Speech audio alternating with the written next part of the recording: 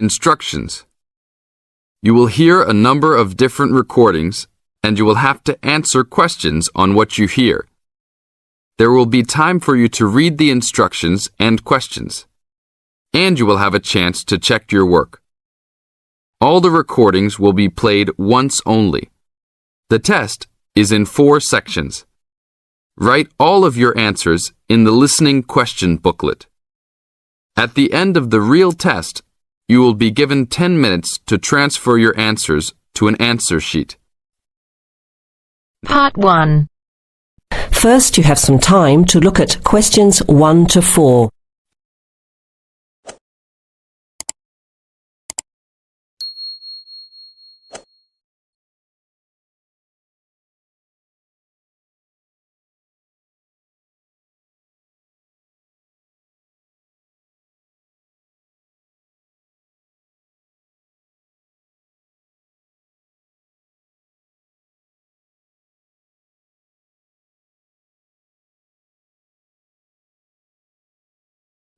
Now let's begin.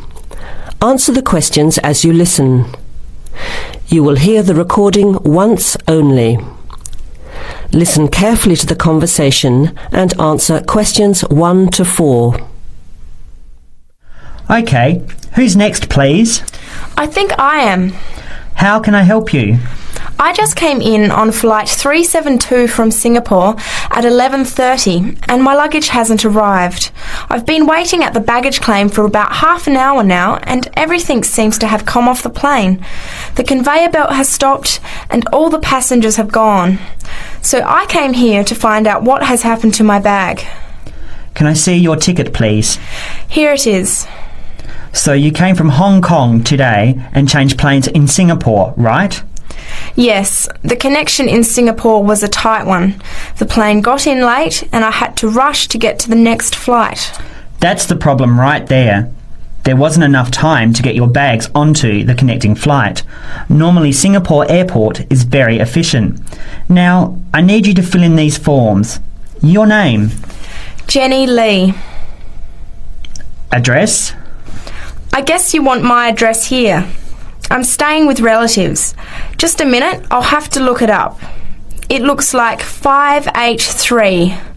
No, it's 533 East 67th Street in Riverside. Do you have the phone number there? Yes, I do. It's 9301 4269. So you came in on Qantas Flight 392. Do you know the number of the flight out of Hong Kong? Let me see. I think it was Cathay Pacific 900 or something. Oh yes, it says here, CX912. Before you hear the rest of the conversation, you have some time to look at questions 5 to 10.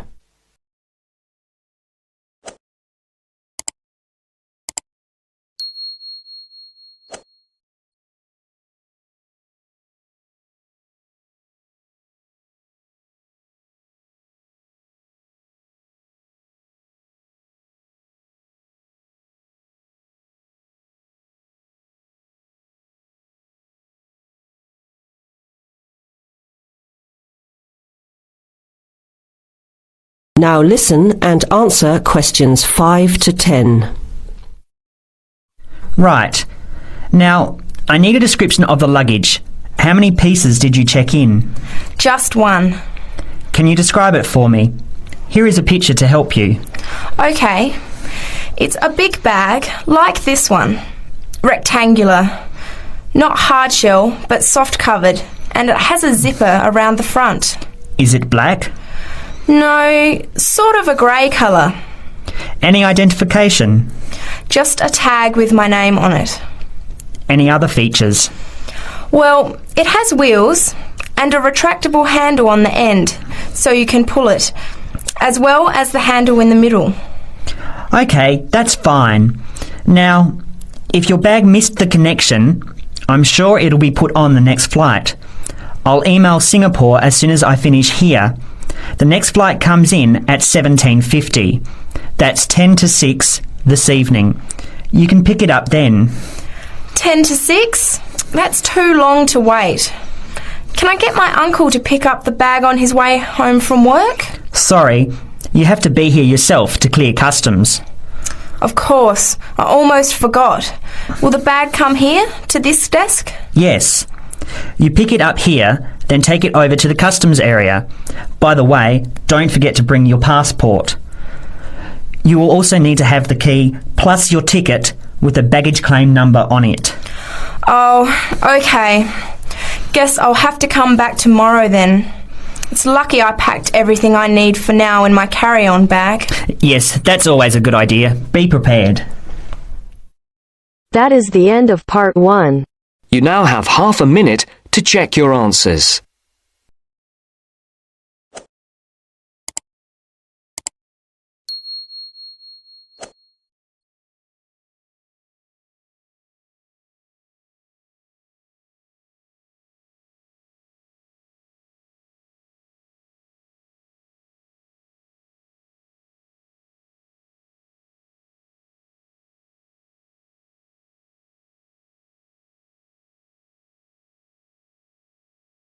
Now turn to Section 2.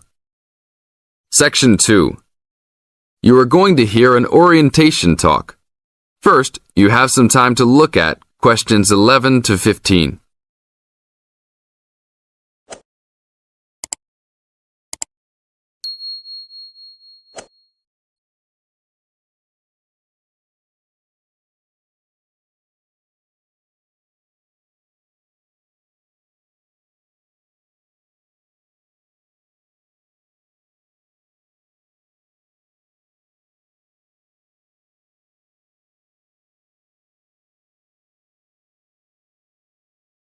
Now listen to the tape and answer questions 11 to 15. Welcome to Orientation Week. Today I am here with the captain of our school's women's gymnastics team. Her name is Elizabeth Rain, and she is a fourth-year student. I hope you can all see her as an example of a responsible student and athlete, a role model for everyone. Hi, Elizabeth. Thank you for stopping by our Orientation Week. Thank you for having me. Welcome to our university, everyone. If there are any of you thinking about joining our school's athletic program, I would strongly encourage you to do it. Being a part of the gymnastics team has been one of my best experiences during my time at this school. It has taught me so much about teamwork and friendship, and has even taught me how to improve my academics by prioritizing my time. I have some questions that I am sure the students will want to know the answers to as well. First of all, how did you find the time to do well in classes as well as train for gymnastics? Prioritizing is the key. You must be very organized. Every day I wake up and I know what I must do for the day. I plan things in order of importance. For example, if today I have a competition for gymnastics in the afternoon, then I know I have to finish my homework and studying in the morning. In other words, keeping an organized schedule of your priorities is very important. Can you explain to the students a little bit about your study habits?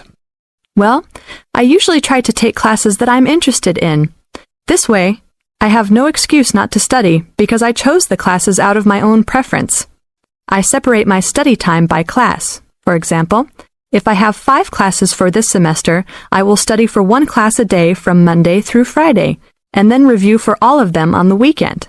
I won't try and study for all 5 of my classes at one time. It is too hard to do that, to remember everything and not feel like you are going crazy. It is very important to focus the time that you set aside for studying. I do not study with the television on. I try to keep away from all distractions, because I find that I learn better that way.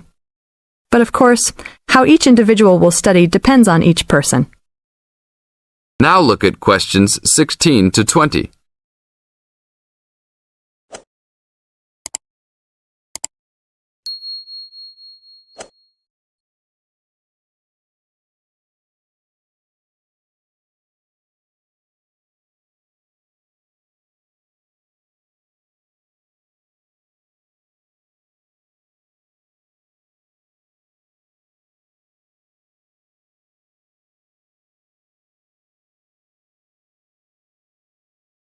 Now listen to the tape and answer questions 16 to 20.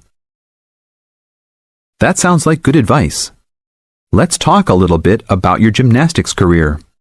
How long have you been doing this sport for, and what has been the best moment of your college participation? Well, I've been participating in gymnastics since I was a kid. My parents got me involved in the sport. The best moment. I would have to say that there is not one single instance that stands out in my mind as the best moment, but more of a whole experience. My first year in university was definitely one of the best years of my life. I met my best friends that year and really learned to grow up and be independent. Our team went to the national championships that year, and it was an incredible experience, so I would count the whole year as my best experience in college. How about the worst moment? It is true everyone goes through bad experiences. My worst experience would have to be the fall of last year when I broke my wrist. I was unable to participate in sports for the remainder of the year and had to learn how to write with my left hand. I guess when I look back at it, though, even though I wouldn't wish this to happen to anyone, this experience definitely made me stronger as a person. It taught me to look at life with a new perspective and to really value the friends and family that are important and close to me. Thanks for your time, Elizabeth. Do you have anything else you want to tell the new students? Just have a good time. Don't stress out too much, but be responsible for your actions. Work hard and play hard. That's my motto for life. This is the end of Section 2. You now have 30 seconds to check your answers.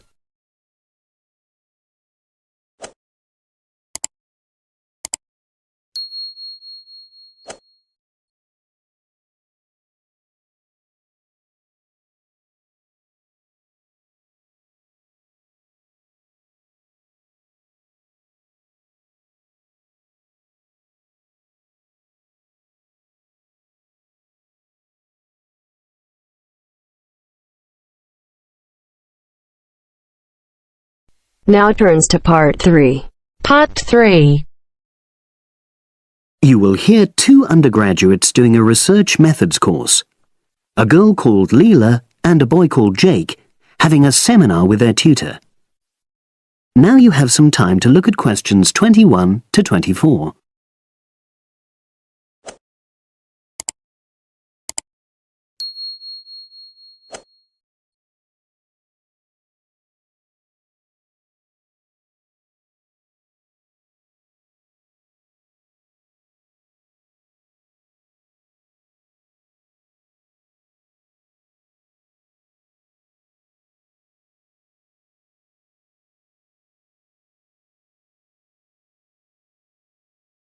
Now listen and answer questions 21 to 24. So the task I gave you both was to choose an article about a small-scale research project. Yes. You were then required to try to reproduce the research procedures in your own context, i.e. try it out for yourselves. Yeah, and that's what we've done. Great. So I'd like you to tell me a bit about the article and why you chose it. Well, the article's written by two university lecturers who had started using crosswords to help their students revise terminology for exams. And the crosswords were designed and set on computers. And we selected the article because, well, it seemed an accessible topic, even though we weren't familiar with the technique. You know, using IT to design crosswords for higher education. That's a good reason.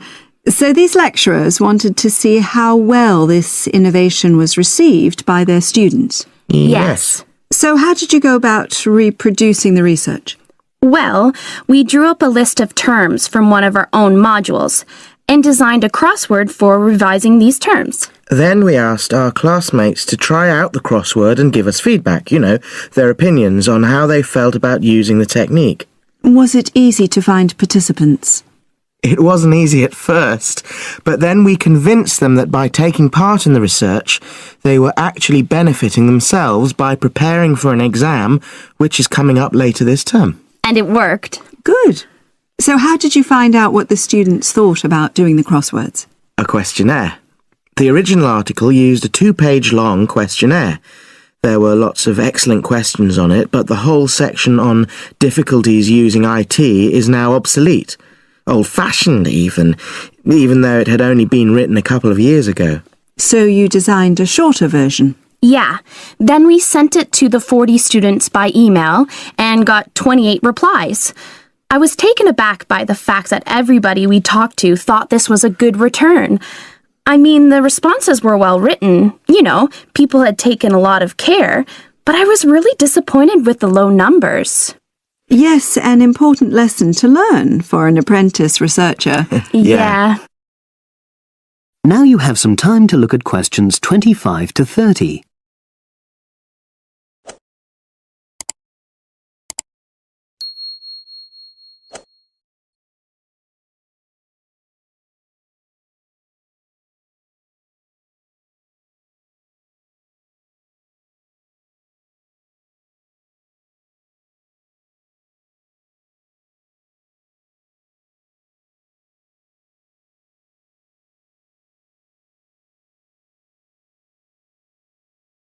Now listen and answer questions 25 to 30. So what results did you get? Well, basically, the responses were extremely positive. The students said that doing the crossword on a computer helped them really focus on the work in hand and not be distracted, which is something that commonly happens with other ways of doing revision. Yeah, that was really clear. But something that struck me was that having fun hardly featured in their responses, nor did anything to do with spelling of hard words, which I thought would be an obvious benefit. No? Okay. Respondents also said that doing the crossword hadn't really increased their general motivation to study, but that it had highlighted the gaps in their memory so they knew what further work was necessary. Right. So how did your findings tally with those of the original researchers? There were lots of similarities, but... There were probably two main differences. We found that more males than females liked the technique, whereas the original study found the reverse. Also, our respondents said they wouldn't mind doing a crossword as a final official exam. Whereas in the original study, students said they would hate doing it even if it meant having a shorter test. But of course, both sets of respondents said they'd be interested in doing more crosswords for informal purposes, revision, and so forth. Right. So let's have a think about the whole project and what you've learned from doing it. Well, it was very time-consuming. Yeah, and I don't think we managed that aspect very well. It could have been worse. I mean, we didn't have a lot of data, so we didn't have to spend ages processing it. And of course, we'd already done a course on numerical data processing, so there wasn't much new there. Yeah, that's true. Anyway, I think we designed our questions well so that they gave us manageable data. Yeah, it really helped having the original study to guide us, as it were. And that helped us to see what a good research instrument is. What a good questionnaire should be like. Absolutely. We got a lot from that. But when we were writing up the project, I'm not sure whether we'll know how to acknowledge the work of the original study. You know, our referencing. No, that's something we'll both have to work on in the future. Actually, that part's been great. Finding ways to share and support another person. That's the real plus from the project. Learning ways to do that. Well, it's obviously been very successful. That is the end of part 3. You now have half a minute to check your answers.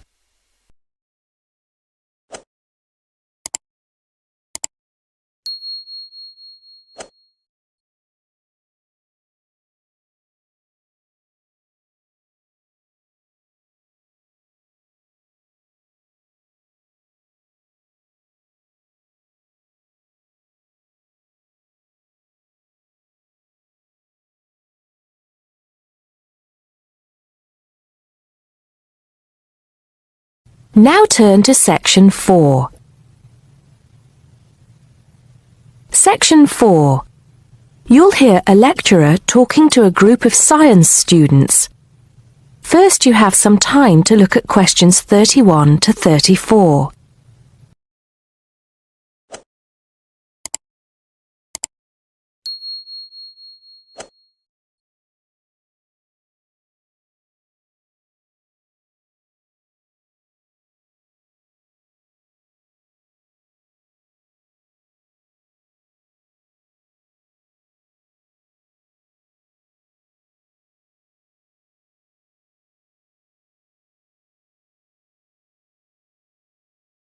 Now listen carefully and answer questions 31 to 34.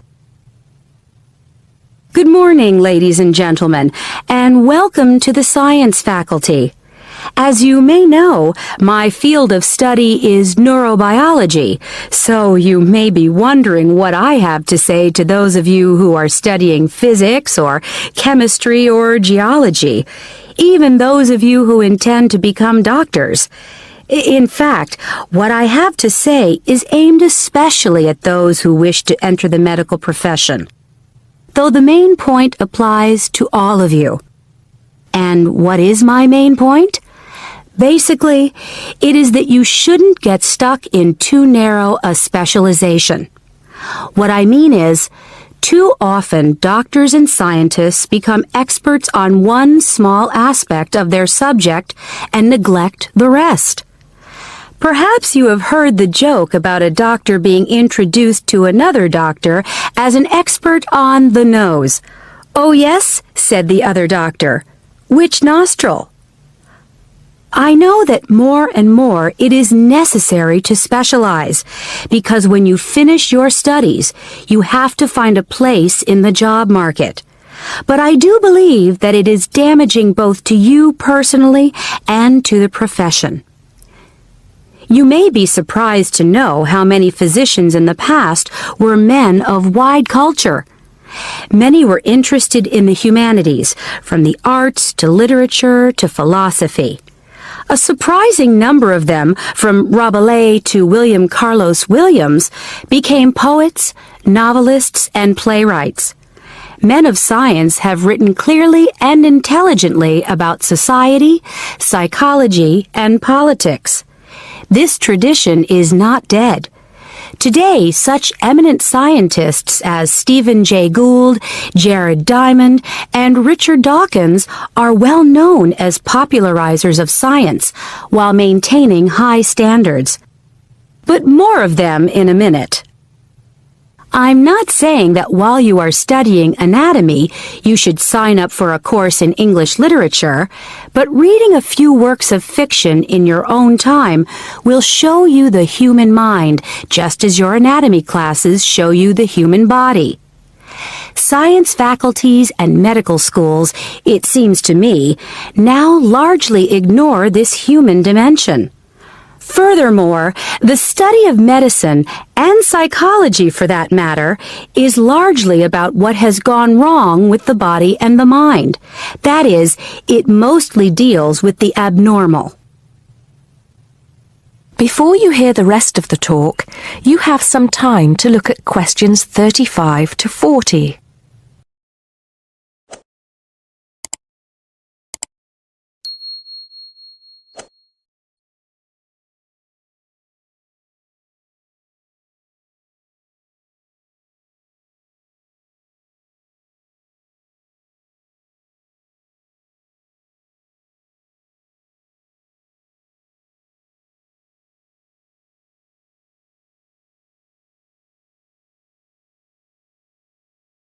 Now listen and answer questions 35 to 40.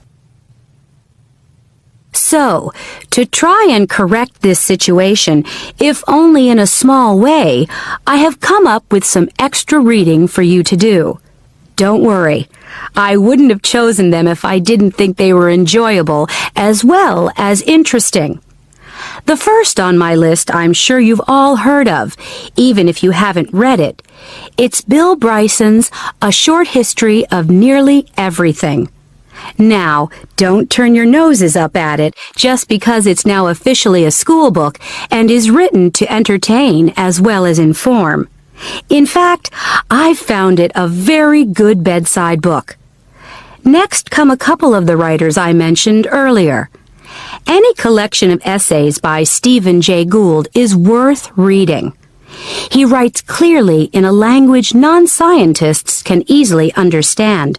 In fact, a lot of his essays are responses to questions about science from the general public. He's also entertaining on the subject of baseball. Perhaps you should start with Gould's Wonderful Life.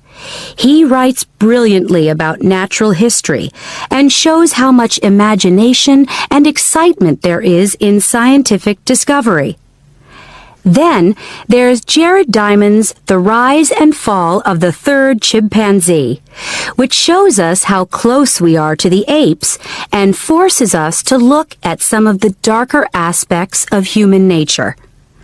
After reading it, you won't forget your animal ancestry. But don't let that put you off. It's very readable. You're probably saying to yourselves, just a minute, these are all science books. What about the fiction? I'll come to those in a later lecture. At the moment, I'm just trying to get you to read away from your chosen field of study. However, I will recommend one work of fiction now, though it might come as a bit of a surprise. If it does, it means you haven't read it. The book is The Water Babies by Charles Kingsley. I can see I have surprised you. Well, it is in fact the first fictional response to Charles Darwin's On the Origin of Species. Yes, it is a children's book, but full of surreal fantasy and wit. The fifth book on the list is a biography, The Emperor of Scent by Chandler Burr. To my mind, it's not particularly well written, but it is a fascinating story. It is about Luca Turin, a biophysicist who becomes an expert on perfume, and about how he missed getting the Nobel Prize. If any of you are thinking of a career in scientific research, this book might make you think again. It's a very tough dog-eat-dog business. Which brings us to the book that inspired Kingsley's Water Babies, that classic of the genre, Charles Darwin's On the Origin of Species. If you haven't read it already, perhaps you shouldn't be here. If you have, it won't hurt to read it again. Or if you prefer, read his The Voyage of the Beagle, which, as well as being of interest to any natural historian or anyone interested in scientific method, also makes a great travel book. Well, I think that's enough to be going on with, and I can see that it's time to finish up. So please bear in mind, throughout whatever course you are studying, not to neglect other aspects of your wider, non-academic education. Thank you. That is the end of Section 4. You now have half a minute to check your answers.